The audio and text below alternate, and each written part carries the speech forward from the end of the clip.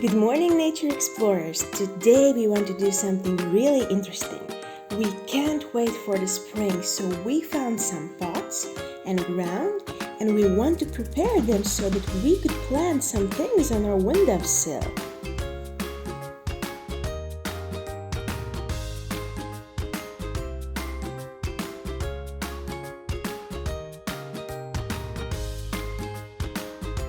Mr. Cat also wants to help us. So these pots we have prepared.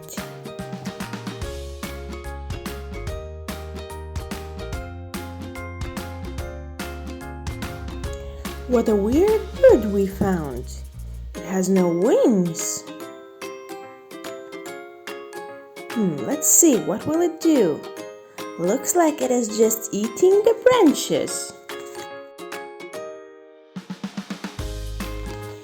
All the bushes and trees are still sleeping and waiting for a warmer time to be able to propel the leaves.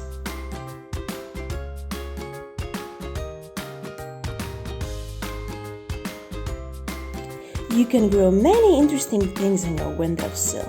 We started with some beans. They grow really fast. When you plant the seeds, don't forget to water the ground.